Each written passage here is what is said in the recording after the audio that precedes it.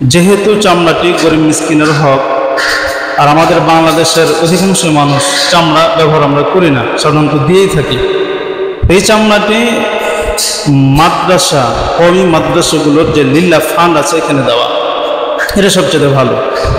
কারণ কি, এখানে যদি দেওয়া হয় তাহলে দুইটি ফায়দা। একটি হলো আপনি মাদ্রাসায় দিলেন, এই মাদ্রাসা কর্তৃপক্ষ এই টাকাটি গরিব যারা আছে ছাত্র এদের পেছনে ব্যয় করবে। তো এদের পিছনে ব্যয় করার কারণে কি হবে, এরা পরবর্তীতে বড় আলেম হবে, দিন প্রচার করবে, এবং দিনের যে ধারাবাহিকতা সেটা কিয়ামত পর্যন্ত অব্যাহত থাকবে। এরা দিন প্রচার করে যে পরিমাণ সওয়াব পাবে, আপনি ঠিক ওই পরিমাণ সওয়াব পেতে থাকবেন। কত ভালো। আবার আপনি যে গরিব মিসকিনকে যে দিচ্ছেন, এটা গরিব মিসকিনকে দেওয়ারও ফায়দা আপনি পেয়ে যাচ্ছেন। তাহলে মাদ্রাসায় দিলে দুইটি ফায়দা হচ্ছে। এই জন্য আমি বলছিলাম যে মাদ্রাসায় দিবেন। এখন কথা বলছে, মাদ্রাসায় দিয়ে আপনি আপনার এই টাকাটা দিয়ে একজন ছাত্রকে বা 2 জন 3 জন 4 জন আলেম বানাইলেন, আপনি কি সওয়াব পাবেন এগুলো একটু জানার দরকার আছে।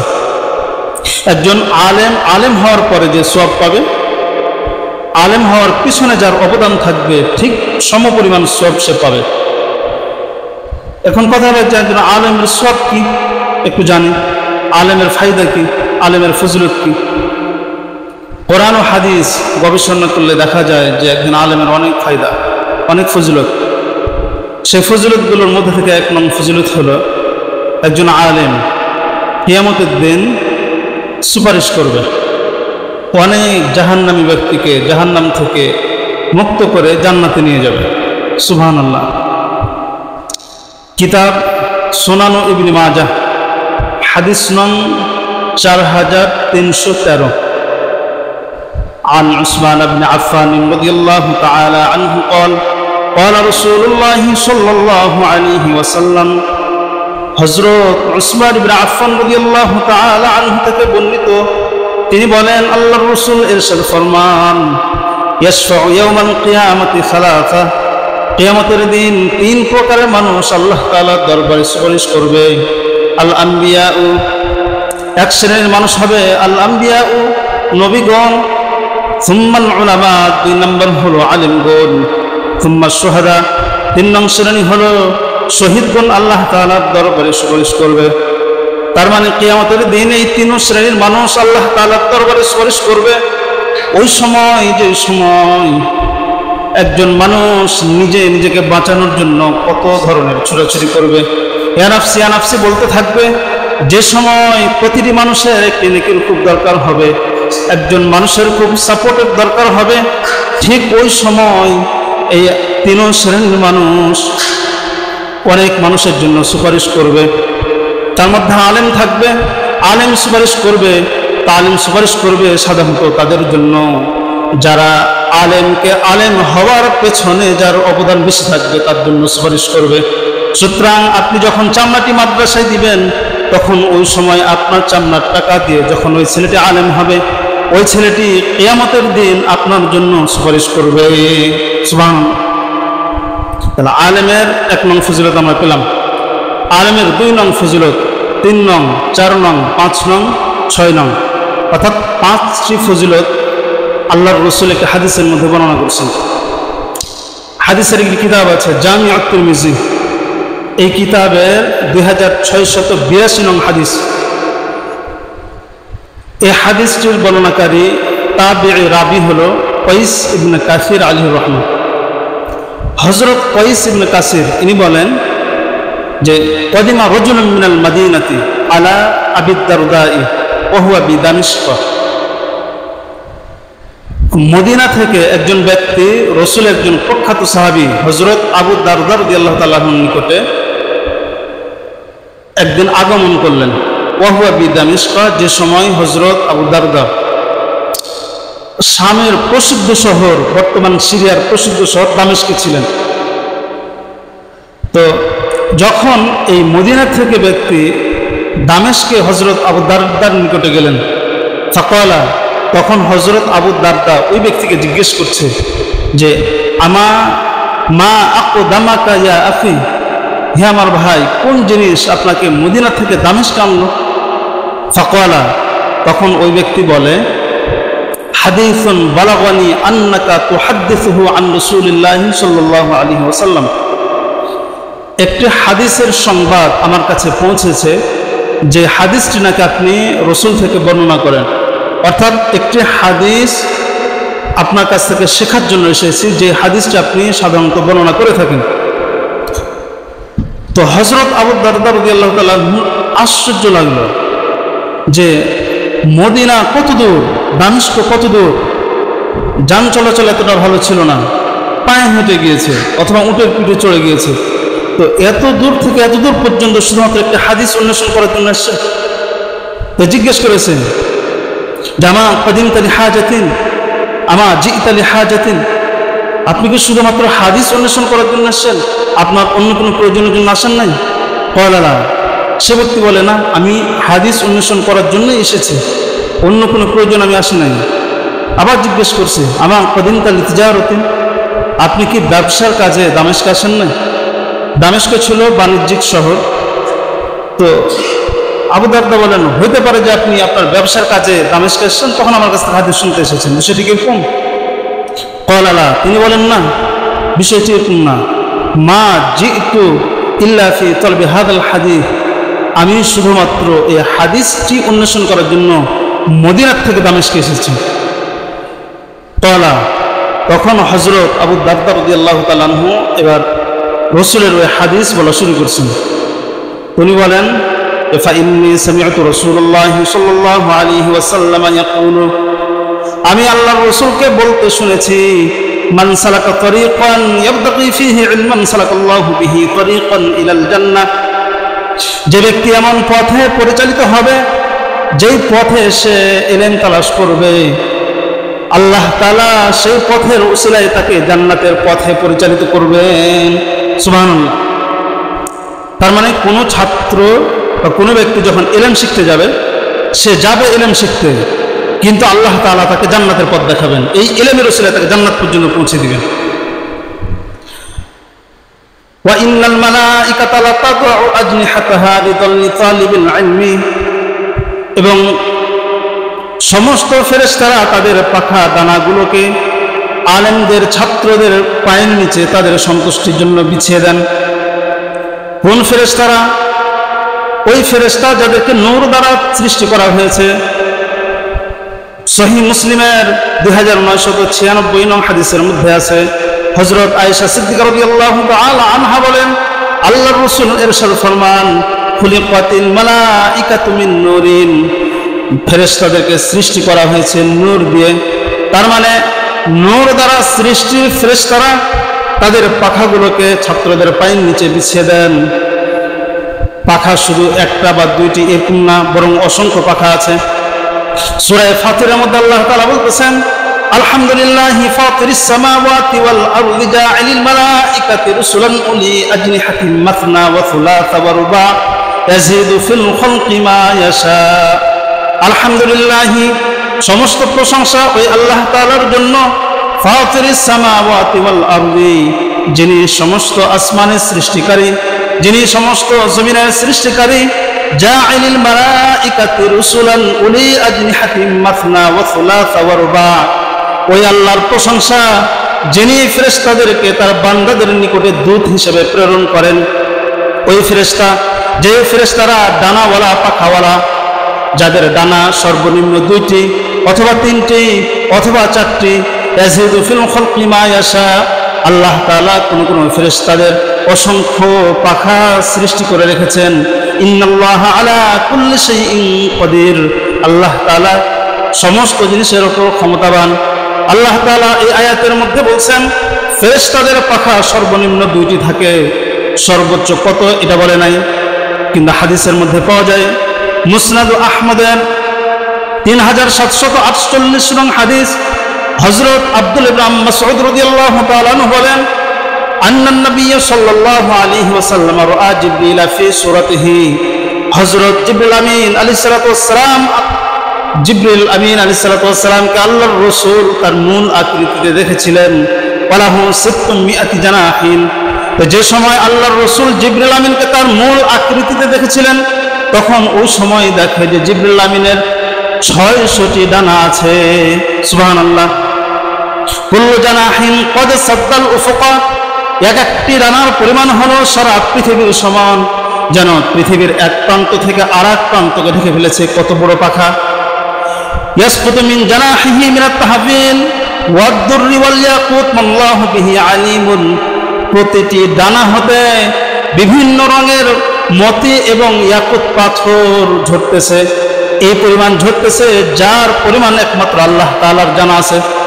তার মানে এই বিবরণগুলো থেকে এটা বুঝতে পারলাম যে ফেরেশতারা নূরের তৈরি, তাদের পাখা একটা বা দুইটা না, বরং সর্বনিম্ন 2টি এবং সর্বোচ্চ 600টি, এবং এই ডানাগুলি ইয়াকুত এবং মণিমুক্তা দ্বারা তৈরি সৃষ্টি। ফেরেশতাগণ এমন পাখাগুলি, এমন দামি ফেরেশতারা, অসংখ্য পাখাগুলি যখন আলেম ওলামারা জমিনে বিচরণ করে, ছাত্ররা জমিনে হাঁটা চলাফেরা করে, তখন ওই সময় তাদের পাখাগুলোকে ছাত্র আলেম ওলামাদের সন্তুষ্টির জন্য পায়ের নিচে বিছিয়ে দেন। সুবহানাল্লাহ। একজন আলেমের কি ফজিলত! ওয়া ইন্নাল আলিমা লা ইস্তাগফিরু লাহু মান ফিস সামাওয়াতি ওয়া মান ফিল আরদি হাত্তা আল হিতান ফিল মা। আল্লাহর রাসূল বলেন, একজন আলেম এতটা দামি যে আসমানে যত মাখলুক আছে, জমিনে যত মাখলুক আছে, আল্লাহর রাসূল জমিনের মাখলুক বুঝাইতে গিয়ে বলেন, পানির নিচে যে মাছগুলি থাকে সে মাছগুলি পর্যন্ত আলেম ওলামাদের জন্য ইস্তিগফার করতে থাকে। ওয়া ফাদলুল আলিমি আলাল আবিদি কাফাদলিল কমারি আলা সাইরিল কাওয়াকিবি। আল্লাহর রাসূল আরো ফজিলত বর্ণনা করেন যে একজন আলেমের দাম কেমন, একজন আলেমের দাম ইবাদতকারীদের উপর তেমন। ওয়া ফাদলুল আলিমি আলাল আবিদি, একজন আলেমের ফজিলত একজন ইবাদতকারীর উপর এমন কাফাদলিল কমারি আলা সাইরিল কাওয়াকিবি, যেভাবে চাঁদের ফজিলত তারকার উপর। তার মানে সাধারণ মানুষ যারা ইবাদতকারী, ইবাদত করে কিন্তু আলেম না, এদের মধ্যে একজন আলেম চাঁদের মতো, আর সাধারণ মানুষ যারা ইবাদত করে এরা তারার মতো। তারা আছে অসংখ্য, এ তারার আলো একটি চাঁদের আলো যেরকম মলিন হয়ে যায়, ঠিক তেমনি ভাবে একজন আলেমের ফজিলত এত যে একজন আলেমের ফজিলতের কাছে সাধারণ মানুষের ফজিলত মলিন হয়ে যায়। সুবহানাল্লাহ। শুধু তাই না, আল্লাহর রাসূল বলেন, ইন্নাল উলামা ওয়ারাসাতুল আম্বিয়া, আলেমগণ নবীদের ওয়ারিস। ওয়া ইন্নামা ওয়ারাসুল ওয়া ইন্নামা লাম ইওয়ারিসু দিনারান ওয়ালা দিরহামান। ইন্নাল উলামা ওয়ারাসাতুল আম্বিয়া ওয়া ইন্নাল আম্বিয়া লাম ইওয়ারিসু দিনারান ওয়ালা দিরহামান। আর নবীগণ আলেমদেরকে টাকা পয়সার ওয়ারিস বানান না। ওয়া ইন্নামা ওয়ারাসুল ইলমা, নবীগণ আলেমদেরকে ইলমের ওয়ারিস বানান। অর্থাৎ আলেম ওলামাগণ নবীদের ওয়ারিস, তবে টাকা পয়সার ওয়ারিস না, বরং ইলমের ওয়ারিস। ফামান আখাযা বিহি আখাযা বিহাজ্জিন ওয়াফিরিন। সুতরাং যখন কোন ব্যক্তি ইলম অর্জন করবে, তো সে যেন নবীদের বড় একটি অংশ সে অর্জন করে ফেলল। সুবহানাল্লাহ। তাহলে এই হাদিসের মধ্যে আমরা আলেমের 5টি ফজিলত পেলাম। 1 নং ফজিলত পেলাম, একজন আলেম ইলম শেখার কারণে তাকে আল্লাহ জান্নাত পর্যন্ত পৌঁছাবে। 1। 2 হলো এই ফেরেশতারা আলেমদের পায়ের নিচে তাদের সন্তুষ্টির জন্য তাদের পর ডানাগুলো বিছিয়ে দেন। 3 নং হলো আসমানের জমিনের সমস্ত মাখলুক এদের জন্য ইস্তিগফার করে। 4 নং হলো যে একজন আলেম সাধারণ মানুষের নিকটে চাঁদের মতন। 5 নং হলো একজন আলেম নবীদের ওয়ারিস।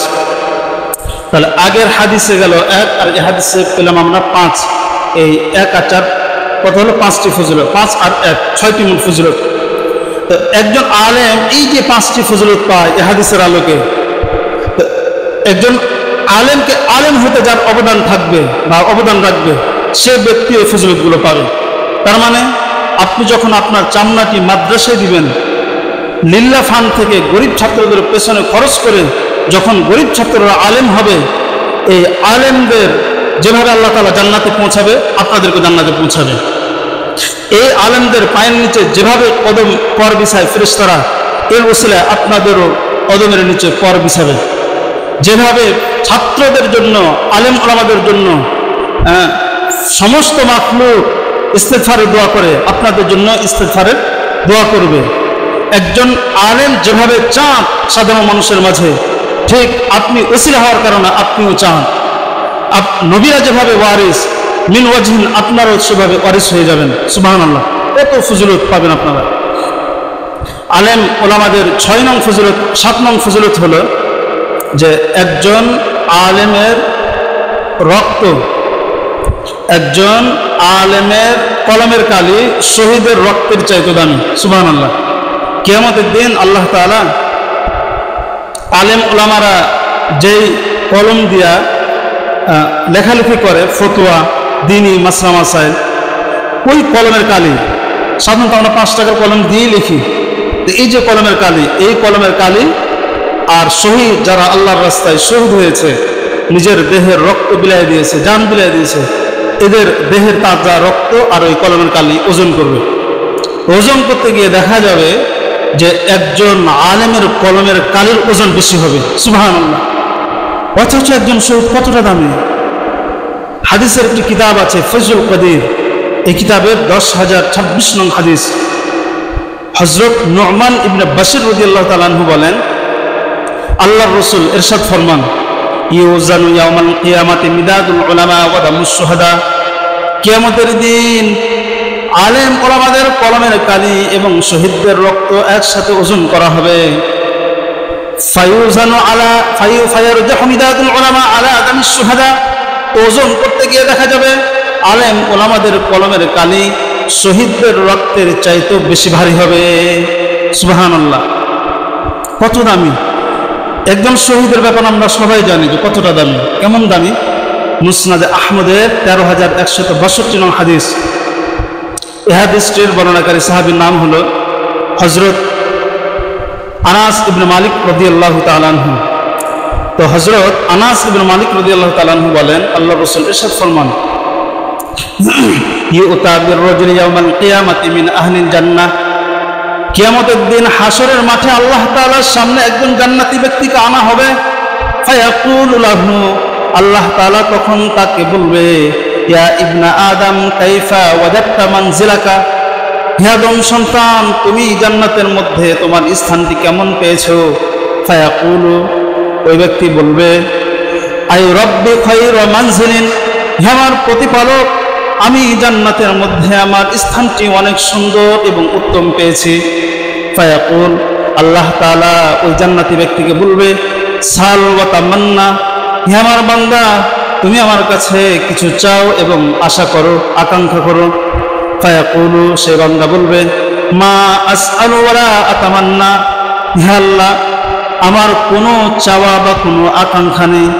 ইল্লা আন তারুদ্দানি ইলাদ দুনিয়া। তবে তোমার কাছে আমার এখন একটা আশা আছে, আকাঙ্ক্ষা আছে, সেটি হলো তুমি আমাকে দুনিয়াতে আবার প্রেরণ করো।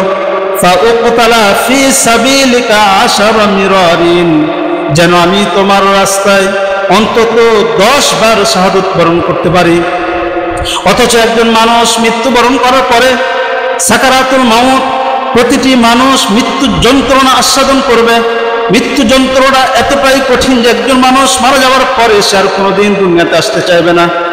কিন্তু একজন জান্নাতি ব্যক্তি, সে বলবে, হে আল্লাহ, তুমি আমাকে দুনিয়াতে 10 বার পাঠাও, 10 বার আমি তোমার রাস্তায় শহীদ হই।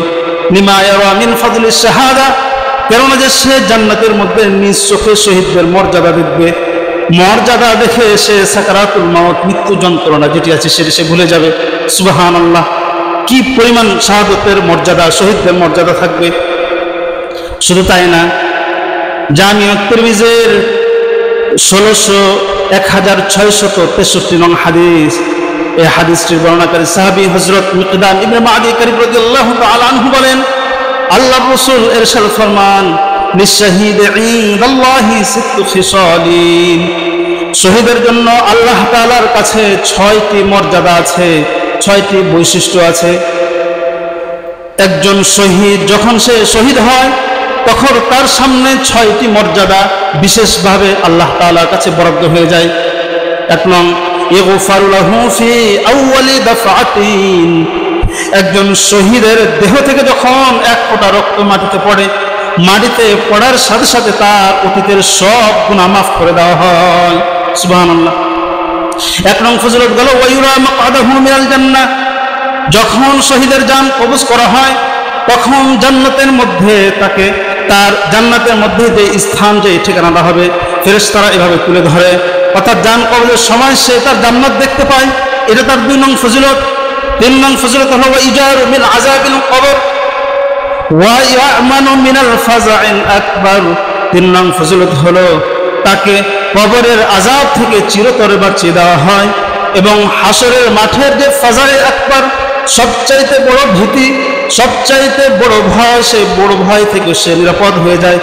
হাসরের মাঠে প্রতিটি মানুষ ইয়ানাফসি ইয়ানাফসি করতে থাকবে, প্রতিটি মানুষ নিজের জান বাঁচানোর জন্য ছটফট করতে থাকবে। এমন ভয়াবহ অবস্থার ভয় আল্লাহ তাআলা শহীদদের অন্তর থেকে দূর করে দিবেন। 3 নং ফজিলত। 4 নং ফজিলত হলো ওয়ায়ুদাউ আলা রাসিহি তাজুল ওয়াকার, একজন শহীদের মাথায় আল্লাহ তাআলা কিয়ামতের দিন ইয়াকুত পাথর দিয়ে বানানো একটা সম্মানের মুকুট দান করবেন। সুবহানাল্লাহ। একটা ইয়াকুতের দাম কত? আল ইয়াকুতাতু মিনহা খায়রুম মিনাদ দুনিয়া ওয়া মা ফিহা। একটি ইয়াকুত পাথরের দাম, আল্লাহর রাসূল বলেন, দুনিয়াতে যত ধন সম্পদ, যত নিয়ামত আছে এবং দুনিয়ার যত দাম হবে, এই নিয়ামত ও দুনিয়ার দামের চাইতেও বেশি দাম হবে একটি ইয়াকুত পাথরের। 4 নং ফজিলত। 5 নং ফজিলত হলো ওয়ায়ুযাওয়াজু 72 যাওজাতান মিনাল হুরুল আইন। আল্লাহর রাসূল বলেন, একজন শহীদের জন্য জান্নাতের মধ্যে ডাগর চোখ বিশিষ্ট 72 জন নারীকে তার স্ত্রী হিসেবে দিয়ে দেওয়া হবে। সুবহানাল্লাহ। কোন স্ত্রী? যাদের থুথু যদি দুনিয়াতে ফেলা হয় তাহলে দুনিয়া মধুর নদীতে পরিণত হবে, এমন সুন্দরী নারী। সুবহানাল্লাহ। কোন জান্নাতি নারী, জান্নাতি হুর যদি দুনিয়াতে একবার উকি দিত তাহলে সারা দুনিয়ায় আলোয় আলোকিত হয়ে যেত। সুবহানাল্লাহ। কি পরিমাণ সুন্দরী! এমন 72 জন সুন্দরী আল্লাহ তাআলা দিন শহীদকে দিবে স্ত্রী হিসেবে। 5 নং ফজিলত। 6 নং ওয়ায়ুশাফাউ ফি 70 মিন আকওয়ারিবিহি, এবং তার আত্মীয় স্বজনের মধ্য থেকে 70 জনের ক্ষেত্রে তার সুপারিশ গ্রহণ করবে। তার মানে তার আত্মীয় স্বজন যারা তাদের বদ আমলের কারণে কিয়ামতের দিন জাহান্নামী হবে, এমন জাহান্নামী ব্যক্তিদের পক্ষে একজন শহীদ সুপারিশ করবে, সুপারিশ করে তাদেরকে জান্নাতে নিয়ে যাবে। এমন এক পারমিশন, এমন এক পাওয়ার আল্লাহ তাআলা তাকে দান করবে। তাহলে এই হাদিসের মধ্যে আমরা একজন শহীদের 6টি ফজিলত পেলাম। তাহলে বোঝা গেল যে শহীদ কি পরিমাণ দামি। তার দেহ থেকে 1 ফোঁটা রক্ত মাটিতে পড়বে, তার আগে আল্লাহ তাআলা তার সব গুনাহ মাফ করবে। জান কবজের সময় তাকে জান্নাত দেখানো হবে।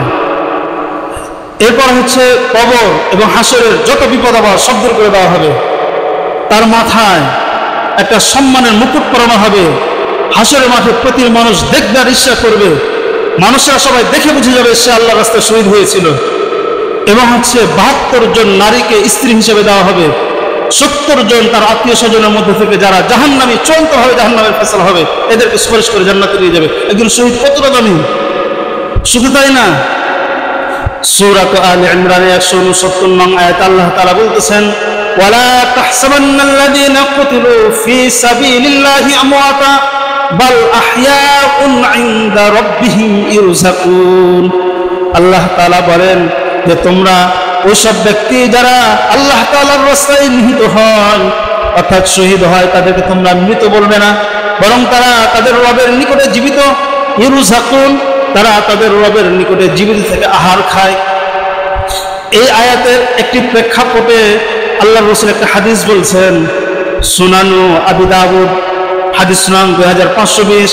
হযরত আব্দুল্লাহ ইবনে আব্বাস রাদিয়াল্লাহু তাআলা আনহু বলেন, আল্লাহর রাসূল ইরশাদ ফরমান, লাম্মা উসিবা ইখওয়ানুকুম বিউহুদিন, তোমাদের ভাইরা উহুদের মাঠে যখন শহীদ হলো, জাআলাল্লাহু আরওয়াহাহুম ফি আজওয়াফি তায়রিন খুদরিন, তখন আল্লাহ তাআলা তাদের রূহগুলোকে একটি সবুজ রঙের পাখির অন্তরে ছেড়ে দিল।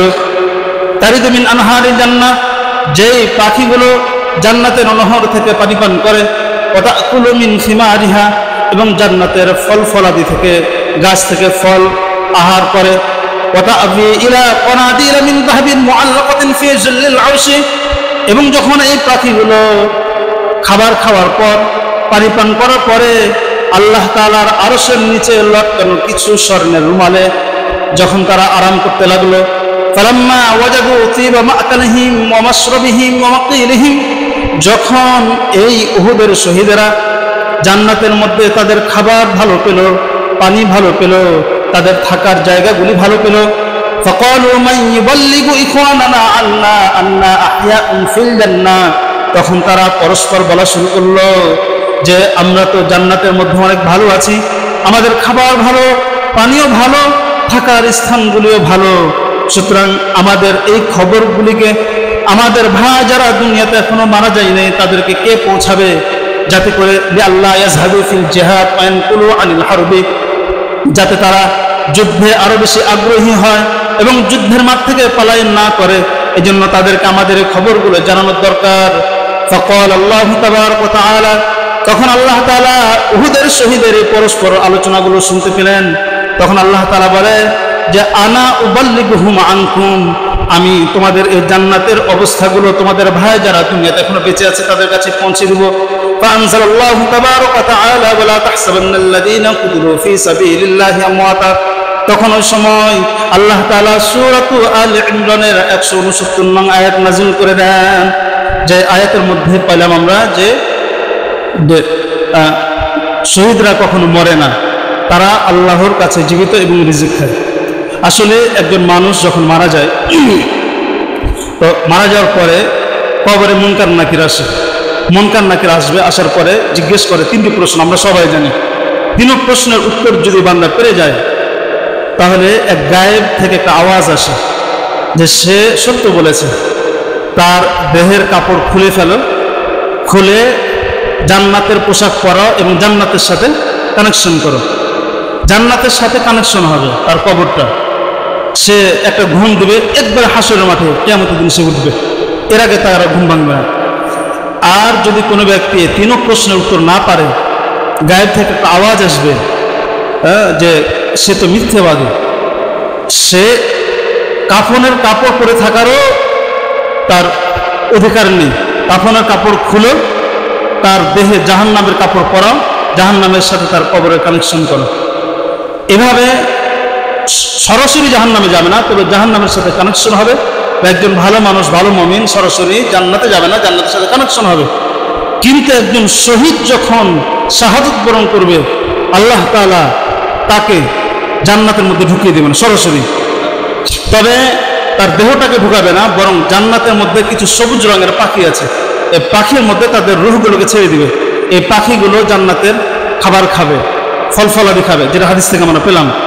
এবং হচ্ছে যখন খেতে খেতে ক্লান্ত হবে, আল্লাহ তাআলা যে আরশ আছে, এই আরশ বরাবর স্বর্ণের রুমাল দিয়ে বানানো চড়ুই পাখির যে বাসা আছে না, এই ধরনের কিছু বাসা ওখানে ঝুলা থাকবে, সেখানে গিয়ে পাখিগুলো আরাম করবে। তো ঠিক এই শহীদরা যখন উহুদের মাঠে যারা শহীদ হয়েছিল, যখন তারা এই মর্যাদাগুলো পেল, তখন ওই সময় বলতেছে এগুলো তো আমাদের ভাইদেরকে বলা উচিত, যাতে আরো জিহাদের প্রতি তারা উৎসাহী হয়। তো ঠিক ওই সময় আল্লাহ তাআলা সূরা আল ইমরানের 169 নং আয়াত নাযিল করে। তারা আমরা কি পেলাম এই সব কথা থেকে, যে একজন শহীদ অনেক মর্যাদাবান, এত মর্যাদাবান যে একজন মানুষ মারা যাওয়ার পরে সাকরাতুল মউত, মৃত্যু যন্ত্রণা সে ভুলে যাবে। অথচ মৃত্যু যন্ত্রণা এতটাই কঠিন যে মানুষ আর দুনিয়াতে আসতে চাইবে না, তার মৃত্যু খুব কঠিন। কিন্তু যখন শহীদদের মর্যাদা দেখবে, তখন একবার না 10 বার মরতে চাইবে একজন মানুষ, যে আমি শহীদ হতে চাই, তার মর্যাদাবান তাই। আবার আমরা আরেক হাদিসের মধ্যে পেলাম শহীদদের অনেক মর্যাদা, 6টি মর্যাদা আমরা পেলাম। আবার আয়াতের মধ্যে আমরা পেলাম যে কোনো মুমিন জান্নাতি সরাসরি জান্নাতে প্রবেশ করে না, কিন্তু একজন শহীদ সরাসরি জান্নাতের মধ্যে প্রবেশ করে। এই সবগুলোর থেকে বুঝে আসে একজন শহীদ কতটা দামি, এত দামি হওয়ার পরেও আল্লাহর রাসূল বলেন যে যতই দামি হোক না কেন একজন শহীদ, এই শহীদের আলেমের সাথে কোনো তুলনা নাই। শুধু আলেমের সাথে কেন, বরং একজন শহীদের রক্ত আলেমের রক্তের সাথে তুলনা হতে পারে না, বরং একজন শহীদের রক্ত একজন আলেমের কলমের কালির সাথে তুলনা হতে পারে। তবে তুলনা হলেও একজন আলেম যেই কলম দিয়া দ্বীনি মাসলা মাসাইল লিখবে, সেই কলমের কালি একজন শহীদের রক্তের চাইতে বেশি দামি হবে। সুবহানাল্লাহ। একজন আলেম কি পরিমাণ দামি, এর থেকে বুঝে আসা আলেম আমরা কি পরিমাণ দামি। সুবহানাল্লাহ। সুতরাং যারা মাদ্রাসায় চামড়া দিয়ে আলেম ওলামা হওয়ার পেছনে, আলেম ওলামা করার পেছনে আপনাদের অবদান রাখবেন, এই শহীদদের যেরকম আলেম ওলামাদের যেরকম মর্যাদা থাকবে, ঠিক তেমনি ভাবে আপনাদেরও মর্যাদা বরাদ্দ থাকবে। সুবহানাল্লাহ। তাহলে আমরা আলেম ওলামাদের 7টি ফজিলত শুনলাম। আলেম ওলামার 8 নং ফজিলত হলো, একজন মানুষ যখন মারা যাবে তার সব আমল বন্ধ হয়ে যাবে, কোনো আমল আর কবরে যাবে না, সব শেষ। কিন্তু একজন আলেম যখন মারা যাবে তখন তার সওয়াব জারি থাকবে। কিসের সওয়াব? সে যে ইলম শিখলো, ইলমের সওয়াব। কথার কথা, আমি আলেম হলাম, আলেম হওয়ার পরে আমি ছাত্র পড়াইলাম, আমি এই যে আপনাদেরকে বসে দ্বীনি মাসলা মাসাইল শিখাই দিছি, কোরআন হাদিসের কথা শোনাই দিছি, আমার কথা শুনে যে আপনারা আমল করবেন, আমি ছাত্র পড়ায়া আমার ছাত্ররা যে আমল করবে, আমার ছাত্ররা আবার তার ছাত্রকে পড়াবে, তার ছাত্ররা তার ছাত্রকে পড়াবে, যতজন পড়াবে কিয়ামত পর্যন্ত সবার সওয়াব, আপনাদের আমলের সওয়াব, আপনাদের মাধ্যমে যারা আমলগুলো শিখে আমল করবে তাদের সবার সওয়াব আমি একাই পেতে থাকবো। সুবহানাল্লাহ। কি পরিমাণ সওয়াব! তাহলে একজন আলেম সে শিখাবে, কথার কথা আমি 100 জন ছাত্রকে শিখালাম, আমার 100 জন ছাত্র 1000 ছাত্রকে শিখালো, আমার 1000 ছাত্র 1 লাখ ছাত্রকে শিখালো, 1 লাখ ছাত্র 10 লাখ ছাত্রকে শিখালো, 10 লাখ ছাত্র 1 কোটি ছাত্রকে শিখালো। এভাবে কিয়ামত পর্যন্ত কোটি কোটি ছাত্রের সওয়াব আমি একাই পেতে থাকবো। কতটা সওয়াব! ঠিক তেমনি ভাবে একজন আলেমকে আলেম হওয়ার পেছনে যার অবদান রাখবে, একজন আলেম যে পরিমাণ সওয়াব পাবে সেই পরিমাণ সওয়াব সেও পেতে থাকবে। তার মানে আপনারা যখন চামড়াটা মাদ্রাসায় দিবেন, এই ছাত্র পড়ায় যে পরিমাণ সওয়াব পাবে আপনি সেই পরিমাণ সওয়াব পেতে থাকবেন। সুবহানাল্লাহ। প্রমাণ কি? প্রমাণ হলো সহিহ মুসলিমের 1631 নং হাদিস। হযরত আবু হুরায়রা রাদিয়াল্লাহু তাআলা আনহু বলেন, আল্লাহর রাসূলের ইরশাদ ফরমান, ইযা মাতাল ইনসানু ইনকাতা আনহু আমালুহু, একজন মানুষ যখন মারা যায় তখন তার সব আমলের সওয়াব বন্ধ হয়ে যায়, ইল্লা মিন সালাসাতিন, তবে আল্লাহর রাসূল বলেন এই ব্যক্তির 3 আমল জারি থাকে, ইল্লা মিন সাদাকাতিন জারিয়াতিন, 1 নং হলো সদকা জারিয়া।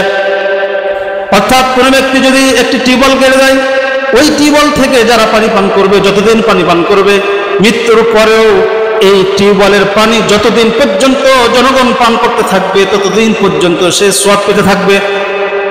অনুরূপভাবে কোনো ব্যক্তি যদি একটি রাস্তা ব্যবস্থা করে দেয়, ওই রাস্তা দিয়ে যতদিন মানুষ চলাচল করবে ততদিন পর্যন্ত এই মানুষ মারা গেলেও তার কবরে সওয়াব পৌঁছতে থাকবে। ঠিক তেমনি ভাবে কোনো ব্যক্তি যদি মাদ্রাসায় কিছু কিতাব কিনে দেয়, অথবা একটি মসজিদ বানিয়ে দেয়, মসজিদে ফ্যান দিল, অথবা মসজিদে টাকা দান করলো, এই দানের সওয়াব মসজিদ যতদিন থাকবে, যতদিন ফ্যান থাকবে ততদিন পর্যন্ত এই ব্যক্তির কবরে সওয়াব যেতে থাকবে। 1 নং সদকা জারিয়া। 2 নং আও ইলমিন ইনতাফাউ বিহি, এমন ইলমের সওয়াব যে ইলমের মাধ্যমে উপকৃত হওয়া হয়। তার মানে যে ইলম শিখলো এবং ইলম শেখার পেছনে যার অবদান থাকলো, এই ব্যক্তি যখন মারা যাবে, এই আলেম মারা যাবে বা যার অবদান থাকবে, এই ব্যক্তি যখন মারা যাবে তখন এই ইলমের সওয়াব তার কবরে পৌঁছতে থাকবে। আওয়ালাদিন সালিহিন 3 নং হলো ওই নেক সন্তান, যে নেক সন্তান ইদউ লাহু, ওই ব্যক্তি মারা গেল, সে নেক সন্তান রেখে গেল, বাপের জন্য সন্তান দোয়া করলো, তাহলে যতদিন পর্যন্ত সন্তান বাপের জন্য দোয়া করবে ঠিক ততদিন পর্যন্ত বাপের কবরে সওয়াব পৌঁছতে থাকবে। সুবহানাল্লাহ। তাহলে এই হাদিসের মধ্যে 3টি সদকা জারি আমরা পেলাম, যে মানুষ মারা যাবে, মারা যাওয়ার পরে 3টি আমল জারি থাকবে, 3টি আমলের সওয়াব জারি থাকবে। তার একটি হলো একজন আলেম, তার সওয়াব জারি থাকবে, এবং আলেমকে আলেম হওয়ার পেছনে যার অবদান রাখলো তারও সওয়াব জারি থাকবে। সুবহানাল্লাহ। তাহলে আমরা আজকের আলোচনা থেকে আমরা কি শিখলাম? আমরা আজকের সার কথা এটাই যে আমরা যে আমাদের কুরবানির চামড়াটা মাদ্রাসায় দিই, সে মাদ্রাসায় দিয়ে আমাদের লাভ কি? লাভ হলো দুইটি। এক হলো আপনি গরিব মিসকিনকে দেওয়ার একটা সওয়াব পেলেন। দুই হলো আপনি আলেম ওলামা তৈরিতে আপনি সাহায্য করলেন। এই আলেম ওলামারা যে পরিমাণ সওয়াব পাবে, যে পরিমাণ মর্যাদা পাবে, ঠিক সেই পরিমাণ মর্যাদা আপনি পাবেন। আলেম ওলামার মর্যাদা কি? আলেম ওলামার অনেক মর্যাদা, সেগুলোর মধ্যে থেকে আমি 7টি আলোচনা করলাম। তো আমরা কি মর্যাদাগুলো চাই না? বলেন চাই কি চাই না? অবশ্যই চাই। আমাদের অনেক এরকম আছে যাদের সন্তান নেই, অথবা সন্তান থাকলে আমরা আলেম বানাইতে পারেন, আমি নিজে আলেম হতে পারি না। কিন্তু আপনি এই সওয়াবগুলো পেতে পারেন কিভাবে? যে মাদ্রাসায় চামড়াটা দিয়ে। তাই আমার আপনার কাছে দরখাস্ত হলো, আপনাদের কাছে দরখাস্ত হলো, চামড়াটা মাদ্রাসায় দিবেন। এবং মাদ্রাসা অনেকগুলো আছে, আমি বরাবরই বলছি যে আমাদের এই মুন্সিপাড়া মাদ্রাসায় দিবেন। মাদ্রাসা বড়, ছাত্র বেশি, আমাদের টাকারও বেশি দরকার। একটা লিল্লা ফান্ড আছে গরিব মিসকিনদের, যেসব গরিব ছাত্র, মেধাবী ছাত্র, এদের পেছনে আমরা এই টাকাগুলো খরচ করি। তো এখানে দিবেন। অনেকেই কথা বলে যে মুন্সিপাড়া মাদ্রাসা বড়লোক মাদ্রাসা, এখানে দেওয়ার চাইতে অন্য মাদ্রাসায় দেওয়াটা বেশি ভালো। মাদ্রাসা কোনো বড়লোক আর গরিব নেই, মাদ্রাসাতে টাকা সবসময় দরকার থাকে। আমাদের এখানে টাকা বেশি, ছাত্রও বেশি, এবং যে পরিমাণ ছাত্র আছে, যে পরিমাণ টাকা আমরা পাই, এর চাইতেও বেশি টাকার প্রয়োজন হয়। এই জন্য আমি বলবো যে আপনারা যারা মুন্সিপাড়ার বা আমার পেছনে যারা নামাজ পড়েন, আপনাদের কাছে আমার দরখাস্ত হলো চামড়াটা অবশ্যই মাদ্রাসায় দিবেন। কালকে তো কোরবানি, আল্লাহ তাআলা যদি আমাদেরকে কোরবানি করে তৌফিক দান করেন, চামড়াটি অবশ্যই রেখে দিবেন। আমি যাব সাথে, আমার ছাত্ররা যাবে। হয়তো যেতে একটু দেরিও হতে পারে, কিন্তু তারপরও চামড়াটা আপনি রেখে দিবেন। বলবেন এটা মুন্সিপাড়া, অন্য মাদ্রাসা থেকে আসলেও বলবেন আমি মুন্সিপাড়া মাদ্রাসা দেব। ঠিক আছে না? বলেন ঠিক আছে তো? ইনশাল্লাহ না? ইনশাল্লাহ। এটা আমি বেশি হকদার, কারণ আমার পিছনে আপনার নামাজ পড়েন। আমার একটা দাবি দেওয়া আছে না? অবশ্যই দাবি দেওয়া আছে। চামড়া আমার জন্যই রাখবেন, আমি যাব, যে কোনো সময় আমি পৌঁছবো, চামড়া আমি দেব, অন্য কাউকে দেবেন না, এটা আমার দরখাস্ত। আল্লাহ তাআলা আমাদের সবাইকে আলেম ওলামা হওয়ার পেছনের যে অবদান, সেই অবদানে অংশগ্রহণ করার তৌফিক দান করুন। আমিন।